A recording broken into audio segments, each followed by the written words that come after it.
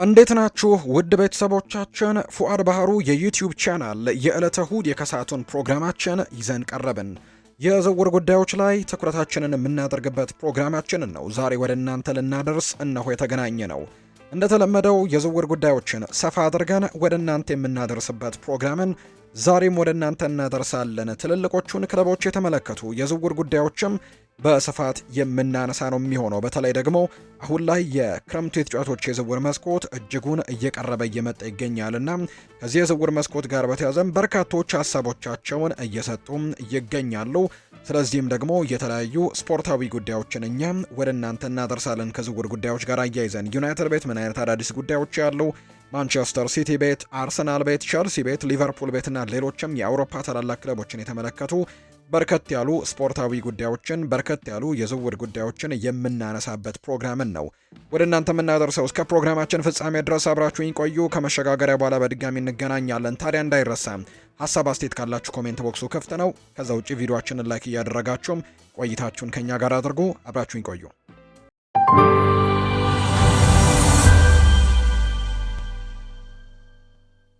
ማንቸስተር ዩናይትድ እና ሊቨርፑል የኤስ ሚላኑን አጥቂም ራፋኤል ሊያውን ለማስፈረም ሁኔታዎችን እያጠኑ ካሉ ክለቦች መካከል በግንባር ቀደምትነት የተቀመጡት እንደሆናቸው እየተዘገበ ነው። ይህ ፖርቱጋላዊ ኢንተርናሽናል በሳን ሲሮ ሌላ ድንቅ የውድድር ዘመንን እያሳለፈ ሲሆን እስካሁን በድምሩ 9 ጎሎችንና 3 አሲስቶችን በአጠቃላይ 12 የጎል ተሳትፎችን ማድረግ የቻለ ተጫዋች ነው።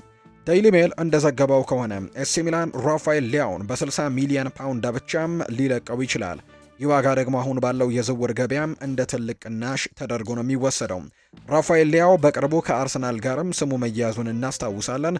ሊያው ለሚላን እጅግ አስገራሚና አስፈላጊ ተጫዋች ቢሆንም በውሉ ላይ ግን 2 ዓመት ብቻም መቅረቱ ክለቡ ተጫዋቹን ውድ ዋጋም ለመሸጥም የሚያስችለው የመጨረሻ እድልን ደግሞ አድርጎ እንደሚመለከተው ነው ዘገባዎች የጠቆሙት። ምንም እንኳን ለሚላን ዳይሬክተር አግሊታሬ ተጫዋቹ ለክለቡ አስፈላጊ መሆኑን ቢገልጹም ተጫዋቹ አዲስ ውል ለመፈረም ፍቃደኛ ካልሆነ ግን ሚላን በዚህ ክረምትም ለሽያጭ ሊያቀርበው እንደሚችል ነው ይፋ የተደረገው።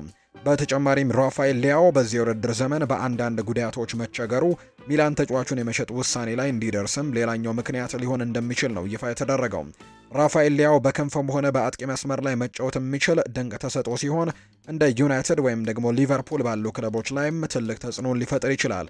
በተለይም ሊቨርፑል በዚህ ክረምትም ክለቡን ለሚለቀው መሐመድ ሰላም ተስማሚና በአንጻራዊነት ርካሽ ተተኪ ሊሆን እንደሚችል ነው የሚታመነው። ለማንቸስተር ዩናይትድም ቢሆን ማርከስ ራሽፎርድን በቋሚነት ይለቃል ተብሎ በሚጠበቅበት በዚህ ሰዓት ራፋኤል ሊያው ከማቲያስ ኩኛ አማራጭ በመሆኑ የማጥቃት መስመሩንም ሊያጠናክር ይችላል ተብሎ ይታሰባል።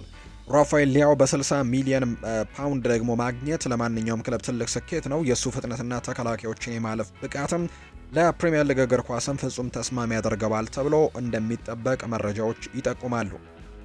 አስተን ቪላ በክረምቱ የዝውውር መስኮት ጠንካራ መሰረትን እየጣለ ሲሆን በማንቸስተር ሲቲ የመሰለፍ ዕድል ያጣውን ግብ ጠባቂ ጄምስ ትራፎርድን ዋነኛው ኢላማ አድርገውታል። ፉትቦል ኢንሳይደር እንደዘገበው ከሆነ የኡናይ ኤምሪ ቡድን ይህንን የ23 ዓመት እንግሊዛዊ ኢንተርናሽናል ለማስፈረም ግንባር ቀደም ሆኗል። ተጫዋቹ በኢቲሃድ ስቴዲየም የመሰለፍ ዕድልን በማጣቱ ከፍተኛ ቅሬታ ውስጥ እንደሚገኝ ይታወቃል። ቪላ የቻምፒየንስ ሊግ ቋሚ ተሳታፊነቱን ለማረጋገጥ በሚጥርበት በዚህ ወቅትም እንደ ትራፈርድ ያለም ተስፋ ስጪ ሀገር በቀል ተሰጥኦንም ማስፈረም ለክለቡ ብልህነት የተሞላበት የረጅም ጊዜ ደግሞ እቅድ እንደሆነ በርካቶች ያምናሉ። ጄምስ ትራፎርድ በማንቸስተር ሲቲም የመሰለፍ ዕድልን ለማግኘት እየተቸገረ ነው። የትራፈርድ ወቅታዊ ሁኔታ በብስጭት የተሞላ ነው። ወጣቱ ግብ ጠባቂም ባለፈው ክረምትም ማንቸስተር ሲቲም የ31 ሚሊየን ደግሞ የነፃ መውጫ ወይም ባይባክ ውሉን ተጠቅሞ ከበርንሌይ ሲመልሰው የኒውካስል የዝውውር ማደናቀፉ ይታወሳል። ትራፈርድ ለዋነኛ ግብ ጠባቂው ይፎካከራል ተብሎ ቢጠበቅም ክለቡ ግን ጣሊያናዊውን ኮከብ ጂያንሉጂ ዶናሩማን ማስፈረሙ እድሉን አጥብቦበታል። በአሁኑ ወቅት በካፕ ጨዋታዎች ብቻ እየተሰለፈ የሚገኘው የ23 ዓመቱ ግብ ጠባቂ ዓለም አቀፍ ተሳትፎን ለማሳደግም ቋሚ መሰለፍ እድልን የሚሰጠው ክለብም ይፈልጋል ተብሏል። ኤሚሊያኖ ማርቲኔዝ በቪላ ቤት ትልቅ ስም ያለውና ድንቅ ብቃትን እያሳየ የሚገኝ ቢሆንም እድሜው እየገፋ መምጣቱና ስለ ወደፊት ቆይተው የሚነሱ ወሬዎች ክለቡ ተተኪ እንዲፈልግ አስገድደውታል። ትራፈርድ ኳስን ከኋላ መስርቶ በመጫወት ወይም ቦል ፕሌይንግ እና ኳሶችን በማከፋፈል ረገድም ያለው ብቃት ከኡናይ ኤምሪ ታክቲክ ጋር ፍጹም ይጣጣማል። በተጨማሪም ትራፈርድ ራሱ በቪላ ፓርክም የመምራትም ከፍተኛ ፍላጎት እንዳለው ተዘግቧል። ምንም እንኳን ኒውካስል ዩናይትድ አሁንም ቢሆን ቢፈልገውም የቻምፒየንስ ሊግ ተሳትፎና በኡናይ ኤምሪ ስር የማደግ እድሉ የቪላ ቅድሚያ እንዲሰጠው የሚያደርገው አይነት ሀሳብ እንደሆነ ነው የተነገረው። ቶተንሃም ሆትስፐርስ የውድድር ዘመኑ ሲጠናቀቅ አንድሪው ሮበርትሰንን ለማስፈረም ጥረት እያደረገ ይገኛል። የ32 ዓመቱ ስኮትላንዳዊ ተከላካይ በክረምቱ ሊቨርፑልን እንደሚለቅ በይፋ አሳውቋል። በውድድር ዘመኑ መጨረሻ ኮንትራቱ የሚጠናቀቅ ሲሆን ሊቨርፑልም በነፃ ዝውውር እንዲሰናበት ወስኗል። ፋብሪሲዮ ሮማኖ እንደዘገበው ከሆነም ቶተንሃም ሆትስፐርስ ለሊቨርፑል ተከላካይ ጋርም የቃል ስምምነትን አድርጓል። ክለቡ በፕሪሚየር ሊግ መቆየቱን ካረጋገጠ ተጫዋቹ በነፃ ዝውውር ይቀላቀላቸዋል። በአሁኑ ወቅት በስፐርስ ላለመውረድ እየታገሉ የሚገኙ ሲሆን በሊጉ የደረጃ ሰንጠረዥም 18ኛ ደረጃ ላይ ተቀምጠዋል። ክለቡ ወደ ታችኛው ሊግ የሚወርድ ከሆነ ግን ስኮትላንዳዊው ተከላካይ ቡድኑን አይቀላቀልም። ሮበርትሰን ለአሰልጣኝ ሮቤርቶ ዲዘርቢ በቶተናም የመጀመሪያ ፈራሚ ሊሆን የሚችልበት እድል ሰፊ ነው። ስፐርስ በመከላከል ክፍላቸው ላይ ተጨማሪ ጥራትና ጥልቀት የሚፈልጉ በመሆኑ እንደ ሮበርትሰን ያለ ልምድ ያለው ተጫዋችን ማምጣት ደግሞ ብልህነት ነው።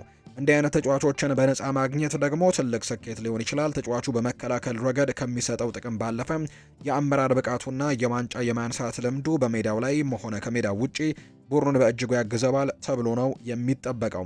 ይህ የሊቨርፑል ኮከብ በዚህ የእድሜ ክልሉ ላይ በቋሚነት መጫወትን የሚፈልግ ሲሆን ወደ ቶተንሃም መዘዋወሩ ደግሞ ለሱ የተሻለ አማራጭ ሊሆን ይችላል። በቀጣዩ የውድድር ዘመን ቤን ዴቪስን ሊተካ እንደሚችል ይታመናል። በዚህ የውድድር ዘመን መጥፎ ጊዜን እያሳለፉ ቢሆንም ቶተንሃም ለዋንጫ መፎካከር የሚችሉ ጎበዝ ተጫዋቾች አሉት። ጥራት ያለው አሰልጣኝ ማምጣታቸውን ተከትሎ ጣሊያናዊው አሰልጣኝ ሁኔታዎችም ይቀያየራሉ ተብሎ ይጠበቃል። የሊቨርፑል ኮከብም ራሱን ለማረጋገጥ ስፐርስን መምረጡ ምንም እንደማያስደንቅ ነው መረጃዎች የወጡት። በሊቨርፑል በሜሎስ ኪርኬዝ የተተካው ሮበርትሰን በቀጣዩ የውድድር ዘመን የእግር ኳስ ሕይወቱንም ዳግም ወደ ትክክለኛው መስመር ለመመለስም ጥረት ያደርጋል ተብሎ እንደሚታሰብ ነው መረጃው ይፋ የሆነው። የሞናኮ አጥቂ የሆነው ማግለስ አክሊቺዮም እንዲሁ የውድድር ዘመኑ ሲጠናቀቅ ከፈረንሳዩ ክለብ ሊወጣ እንደሚችል እየተነገረ ነው።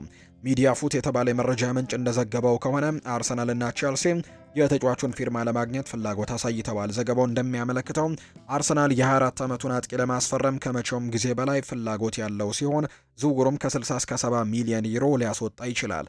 የሰሜን ለንደኑ ክለብ ከተጫዋቹ ወኪሎች ጋር ለወራት ያክል የማያቋርጥ ግንኙነት ሲያደርግ ቆይቷል። ሆኖም ግን አርሰናል ከከተማ ተቀናቃኙ ቼልሲ ጠንካራ ፉክክር ይጠብቀዋል። ሰማያዎቹ የዝውውር ፉክክሩን የተቀላቀሉ ሲሆን የ24 ዓመቱን ተጫዋች ስታንፈርድ ብሪጅን እንዲቀላቀል ለማሳመንም ተስፋ አድርገዋል። አክሊዮቼም በማንቸስተር ዩናይትድ እና በሊቨርፑል የሚፈለግ እንደሆነ የሚያሳዩ መረጃዎች አሉ። ቶተንሃም በጥር ወር ሊያስፈርመው ፈልጎ እንደነበርም የሚያሳዩ መረጃዎች አሉ። ሁለቱም ክለቦች በክንፍ መስመሮቻቸው ላይ ተጨማሪ ጥራትን የሚፈልጉ ሲሆን አክሊዮቼ ለረጅም ጊዜ የሚጠቅም ምርጥ ኢንቨስትመንት ሊሆን ይችላል። ተጫዋቹ ተከላካዮችን በማለፍና ከአንድ ወይም ደግሞ ከዛ በላይ በሚደረግ ፍልሚያ ወይም ዋን ቱ ዋን ፍልሚያ ላይም ድንቅ ብቃት አለው። ለቡድን አጋሮቹ እድሎችን በመፍጠር በማጥቃትም መስመር ላይ ያልተጠበቁ ውሳኔዎችን በማድረግም ቡድኑን የሚያግዝ አይነት ተጫዋችና በርካቶች የሚያውቁት አይነት ተጫዋች እንደሆነ ነው ይፋ የተደረገው። በትልልቅ ክለቦች ውስጥም መጫወት የማጠቃለያ ብቃቱንም ወይም ደግሞ ኢንድ ፕሮዳክቱንም ማሻሻል በሚችልበት ቦታ ላይ መጫወት ትልቅ እድል ይሰጠዋል ተብሏል። ገና ወጣት በመሆኑ ለማደግም ሰፊ እድል አለው። በአርሰናል ወይም በቸልሲ ካሉ ጥራት ያላቸው ተጫዋቾች ጋር መስራቱ ብቃቱን የበለጠ ለማሳደግም ይረዳዋል። አክሊዮቼ በዚህ የውድድር ዘመን 7 ግቦችን አስቆጥሮ 8 ደግሞ አሲስቶችን ማድረግ ችሏል። በአጠቃላይ 15 የጎል ተሳትፎችን ማድረግ የቻለ ተጫዋች ነው። አርሰናል ወይም ቸልሲ ለተጫዋቹ የተለጠፈውን ዋጋ ለመክፈልም ዝግጁ መሆናቸው ገና አልታወቀም። 60 እስከ 70 ሚሊዮን ዩሮ ደግሞ ለአንድ ወጣት አጥቂ ውድ ዋጋ ቢሆንም ወደፊት ግን ያወጣውን ኢንቨስትመንት የሚያስመሰክር ብቃትን እንዲሁ ደግሞ አለው ተብሎ ይታሰባል። ወደ እንግሊዝ የመዘዋወር እድል ለሱም አጓጊ ይሆናል። በእግር ኳስ ሕይወቱ ቀጣዩን ደረጃ ለመረማመድና አዲስ ፈተናን ለመጋፈጥም ትክክለኛው ጊዜ አሁን እንደሆነ ነው የተነገረው። ሳንድሮ ቶናሊ ከማንቸስተር ዩናይትድ እና ከማንቸስተር ሲቲ የቀረቡለትን የዝውውር ፍላጎቶች ተከትሎ በወደፊት ቆይታ ላይ የፍጹም የሀሳብ ለውጥ ማድረጉን የተናገረው ይህ የጣሊያን ብሔራዊ ቡድን ተጫዋች በቅርቡ የከፍተኛ ግምት መነጋገሪያ ሆኖ የቆየ ሲሆን አሁን ግን በዚህ ክረምት ወደ ሴሪኤም መመለስን ብቻም ስለሚፈልግ አቅጣጫውን በከፍተኛ ሁኔታ የቀየረ ይመስላል። ይህ መረጃ የተገኘው ጋዜጠኛ ሴባስቲያን ቪዳል በኤክስ ገጹ ላይ ካሰፈረው ዘገባ ሊሆን ሲችል ቪዳል እንዳለውም ቶናሊ ሁለቱንም የማንቸስተር ክለቦች ጫና ውስጥ ለመክተትም ወስኖ የነበረበትን ውሳኔ መልሶታል። የቪዳል መልእክት ሲተረጎምም ለሳንድሮ ቶናሊ ፍጹም የሀሳብ ለውጥ በማንቸስተር ሲቲ እና በማንቸስተር ዩናይትድ የሚፈለገው ጣሊያናዊ አሁን ላይ አይኑን ወደ ሴሪኤው መመለስ ላይ ጥሏል። ይህ ምርጫው በገበያው ላይ ሁሉንም ነገር የሚቀይርና ሁለቱም የማንቸስተር ከተማ ክለቦችም ጫና ውስጥ የሚከት እንደሆነ የተነገረው። የኒውካስል ዩናይትድ አማካይ በሴንት ጄምስስ ፓርክ ካሳየው ግሩም ብቃት በኋላ ለአዲስ ፈተና ዝግጁ መሆኑን ተከትሎ ደግሞ አሁን ላይ የተለያዩ ነገሮች ይነሳሉ። የቶናሊ የዝውውር ወሬዎችም ላለፉት ጥቂት ሳምንታትም የገነነ እንደሆነ ተመልክተን ነበር። የአርሰናሉ አለቃ በአንድሪያ ቤርታ በቶናሊ ዝውውር ላይ እየሰሩ መሆናቸውን ቱቶ ስፖርት የተባለ የመረጃ ምንጭ ዘገበ መጀመሪያ ላይ። ከዛም ቶናሊ በማንቸስተር ዩናይትድ የአማካይ ክፍል ኢላማዎች ዝርዝር ውስጥም ከሚገኙ 3 ተጫዋቾች አንዱ መሆኑን ደግሞ ዘሳን የተባለ የመረጃ ምንጭ ወዲያውን የዘገበው። ከዛም ዩናይትድ ስለ ቶናሊ ሁኔታ ለመጠየቅ ስልክ መደወሉ ነው ፋብሪዚዮ ሮማኖ በዩቲዩብ ቻናሉ ላይ ያረጋገጠው። ከዛም በሚቀጥሉት ቀናት ደግሞ ቶናሊ በዩናይትድም ሆነ በሲቲ የሚፈለግ ቢሆንም ወደ ሴሪ መመለስን ወደሚመርጥበት እንደሚመርጥ ነው ቶክ ስፖርት የተባለው የመረጃ ምንጭ ይፋ ያደረገው። ከዛም ከጥቂት ቀናቶች በኋላ ዩናይትድ ቶናሊን ዋነኛው ኢላማ ማድረጉንና የ25 ዓመቱን ተጫዋች 100 ሚሊዮን ፓውንድ ሊያስወጣ እንደሚችል ማቴዎ ሞሬቶ ደግሞ መዘገቡን እናስታውሳለን። ከዛ ውጪ ኒውካስል ለቶናሊ የሚቀርቡ ጥያቄዎችን ለመቀበል ፍቃደኛ ሊሆን ቢችልም እንዲሁ ክለቦች ግን ፍላጎታቸውን ቀድሞ ማሳወቅ እንዳለባቸው ደግሞ አይኒውስ የተባለ የመረጃ ምንጭም ይፋ አድርጓል። እነዚህ ተከታታይ የወጡ ከቶናሊ ጋር የተያዙ መረጃዎች እንደነበሩ የምናስታውሰው ነው። እንደሚታወቀው ይህ ስለ ሴሪው የወጣው አዲሱ መረጃ ሙሉ በሙሉ አዲስ አይደለም። ቶክ ስፖርት ቀደም ሲል ተጫዋቹ ወደ ጣሊያን እግር ኳስ መመለስ እንደሚመርጥ ዘግቦ ነበር። ይሁን እንጂ ይህ ጉዳይ ለተወሰነ ጊዜ ሊራዘም የሚችል ሲሆን በሚቀጥሉት ሳምንታትና ወራት ውስጥ የተለያዩ ዘገባዎች መውጣታቸው አይቀሬ እንደሚሆኑ ነው የሚያሳዩ መረጃዎችን በትልቁ እየተመለከትን የምንገኘው። ሊቨርፑል የአረቢ ለብዜሹን የመስመር ተጫዋች ያን ዲያማንዴን ዝውውር ለማጠናቀቅ ጥረቱን እያጠናከረ መሆኑ ተዘግቧል። ሆኖም ግን ስምምነቱ እስከ መጪው ክረምትም ሊዘገይ ይችላል ተብሎ ነው የሚታሰበው። ሊቨርፑሎች ዲያማንዴን ለተወሰነ ጊዜ ሲከታተሉት የቆየ ቢሆንም አሁን ላይ ግን ይህንን የኮት ዲቮር ብሔራዊ ቡድን ተጫዋች እንደ ቀዳሚ ኢላማ እያዩት መሆኑ ግልጽ የሆነው። ይህ መረጃ የወጣውም ከቲም ቶክ ዘገባ ሲሆን እንደ አንድ ችግር የተጠቀሰው ግን ሊያብዚሽ ዲያማንዴን ቢያንስ ለአንድ ተጨማሪ ዓመት ማቆየት መፈለጉ እንደሆነ ይፋ ተደርጓል። የ19 ዓመቱ ወጣት በዚህ ውድድር ዘመን በሁሉም ውድድሮች 13 ጎሎችን በማስቆጠርና 6 አመቻችቶ በማለፍም ወይም አሲስት በማድረግም ከፍተኛ ግምት ያገኘ ሲሆን አርሰናልም በሱ ላይ ፍላጎት እንዳለው ነው የተረዱት። ያም ሆኖ ግን ቲም ቶክ አሁን ላይ እንደዘገበው ሊያብዚሽ ዲያማንዴን ለጥቂት ጊዜ ማቆየት ይፈልጋል። ይህ ማለት ሊቨርፑል ተሰጥኦ ያለውን ወጣት አጥቂም ለማስፈረም እስከ 2027 ክረምት ድረስም መጠበቅ ሊኖርበት ይችላል። ሊያብዚሽ ለዲያማንዴ ምትክ ማግኘትም እጅግ አስቸጋሪ ሊሆንበት ቢችልም ሊቨርፑል ግን በዚህ የውድድር ዘመን መጨረሻ አንፊልድን እንደሚለቅ በይፋ ያረጋገጠውን ሙሐመድ ሳላህን ለመተካት አሁኑኑ ተጫዋች ማስፈረም ያስፈልገዋል የሚል መረጃ ነው ያለው። አልፎ አልፎ እንደ ጆርጅ ማማርዳሽቪሊ ወደ ሊቨርፑል ዝውውር ወይም ክሪስቶፈር ኢንኩንኩ ከሊያብዚሽ ወደ ቼልሲ እንዳደረገው ዝውውር ስምምነቶች አስቀድመው ሊጠናቀቁ ይችላሉ። ነገር ግን ሊቨርፑል በዚህ የውድድር ዘመን እያሳየ ካለው ደካማ ብቃትና የሳላን መልቀቅ ተቃራኒም ዲያማንዴን ለማምጣትም ሌላ 1 ዓመት ለመጠበቅ ዝግጁ መሆን አለመሆናቸው ገና የሚታይ ነው። የመርሲሳይዱ ግዙፍ ክለብ ምናልባትም ትኩረቱን አሁኑኑ ሊቀላቀል የሚችል ተጫዋች ላይ ማድረግ ሳይኖርበት አይቀርም። ስለዚህም ይህ ሁኔታም እንዴት እንደሚቀጥልም እናም ክለቡ ወደ ሌሎች ኢላማዎችም ይምራው እንደሆነ ማየቱ ትኩረቱን የሚስብ ጉዳይ ይሆናል ተብሎ ነው የሚጠበቀው። የማንቸስተር ዩናይትድ የክንፍ አጥቂ የሆነው ጄደን ሳንቾ በዚህ ክረምት በነፃ ዝውውር ወደ ቦሩሲያ ዶርትመንድ ለመመለስ ዝግጁ መሆኑ ተነግሯል። ይህ የ26 ዓመት ተጫዋች በውድድር ዘመኑ ማብቂያ በኦልትራፎርድ ያለው ውል የሚያበቃ ሲሆን የዘንድሮ የውድድር ዘመን ደግሞ በአስተን ቪላ በውሰት አሳልፏል። ሳንቾ በቪላ ፓርክ የነበረው ቆይታ የሚፈልገውን ያክል ተጽዕኖ መፍጠር ባለመቻሉ ዶርትሙንድ ለሶስተኛ ጊዜ ሊመልሰው ፍላጎት ማሳየቱ ለተጫዋቹ ትክክለኛ ምርጫ ይመስላል። ስካይ ስፖርት ጀርመን እንደዘገበው ከሆነም ሳንቾ ወደ ዶርትሙንድ ለመመለስ ፍቃደኝነቱን የሰጠ ሲሆን የክለቡ አሰልጣኝ ኒኮ ኮቫችም ለዝውውሩ አረንጓዴ መብራትን እንዳበሩ ነው የተነገረው።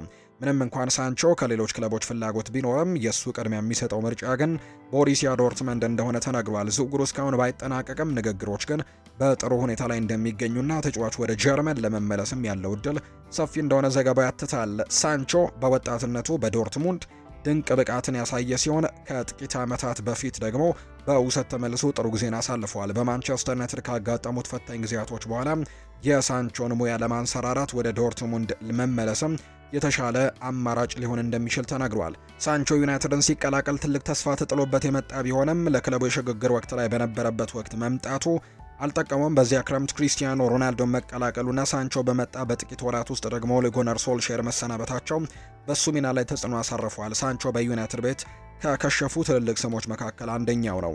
ጄደን ሳንቾ በኦልትራፎርድ የነበረው ቆይታ በሚፈለገው መልኩ ባይሳካም ወደ ቀድሞ ቤቱ ተመልሶ ብቃቱን ቢያገኝ ግን ለኳስ አፍቃሪያን መልካም ዜና ነው። ዩናይትድ በአሁን ካለው የደሞዝ ሸክምና ካልተሳኩ ዝውውሮች ወጥቶ አዲስ ቡድን ለመገንባት በሚጠርበት በዚህ ወቅትም የሳንቾ በነፃ መልቀቅ የሁለቱ ወገንን ግንኙነት በሰላም ለመቋጨትም ይረዳል ተብሎ እንደሚታሰብ ነው መረጃው የወጣው። የ2025-26 የውድድር ዘመን ወደ ማብቂያው እየተቃረበ ባለበት በዚህ ወቅት ማንቸስተር ዩናይትድ አዲስ አሰልጣኝ በመቅጠር ረገድ አስቸጋሪ ውሳኔ ላይ ይገኛል። ማይክል ካሪክ በጊዜያዊ አሰልጣኝነት ከገባ በኋላ አስደናቂ ለውጥን ቢያመጣም የኦልትራፎርድ የበላይ አመራሮች ክለቡን በቋሚነት እንዲረከብ ገና ሙሉ እምነት አልጣሉበትም። ይህ መዘግየት ደግሞ በአውሮፓ ውስጥም በከፍተኛ ሁኔታ ለሚፈለገው ታክቲካዊ አሰልጣኝ ሻቪ አሎንሶ በሩን ከፍቶለታል። ፉትቦል ትራንስፈር እንደዘገበው ከሆነ ስፔናዊው አሰልጣኝ አዲስ አሰልጣኝ ከመፈለጉ ሌሎች ታላላቅ ክለቦችን በተጨማሪ ከማንቸስተር ዩናይትድ ጋር የመጀመሪያ ደረጃ ንግግሮችን አድርጓል። ሩበን አሞሪም በታህሳስ ወር ባልተጠበቀ ሁኔታ ክለቡን ለቀው መውጣታቸውን ተከትሎ ካሪክ የተከፋፈለውን የመልበሻ ክፍል የማረጋገጥ ኃላፊነት ተሰጥቶት ነበር። ኃላፊነት ላይ በቆየባቸው 10 ጨዋታዎች የቀድሞው የዩናይትድ አማካይ 7 ድል እንዲሁ ሌሎች ጨዋታዎችንም ደግሞ በጥሩ ውጤቶች ማስመዝገቡን እናስታውሳለን። አስደናቂ ውጤትንም አምጥቷል። በአሁኑ ወቅት ክለቡ በፕሪሚየር ሊጉ ከሊቨርፑል እንዲሁ በልጦ ከአስተን ቪላን በልጦ እንዲሁ 3ኛ ደረጃ ላይ መቀመጡን የምናውቀው ጉዳይ ነው። በኢኒዮስ የሚመራው ቦርድ ግን ሁሉንም አማራጮች ሳይመረምር አሰልጣኝ ለመሾምም እንደማይቸኩል ነው የተናገረው።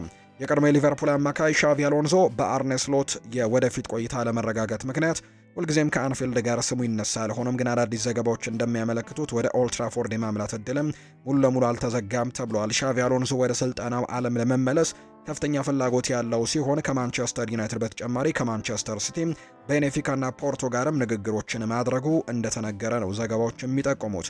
በተመሳሳይ ፓሪስ ሰን ዠርሜኑ አሰልጣኝ ሉዊስ ኤንሪኬ ወደ ማንቸስተር ዩናይትድ ያመራሉ የሚሉ ዘገባዎች በትልቁ ሲወጡ እንደነበር እናስታውሳለን። ነገር ግን የመሳካት እድሉ ጠባብ ነው የሚሉ መረጃዎች አሉ። ምናልባት ዩናይትድ ሻቪ አሎንሶንም ሊመለከተው ይችላል። ነገር ግን ማይክል ካሪክን በቋሚነት የመቅጠሩ እድል በጣም ሰፋ ያለ እንደሆነ የሚያሳዩ ሪፖርቶች ናቸው አሁን ላይ በትልቁ እየወጡ የሚገኙት።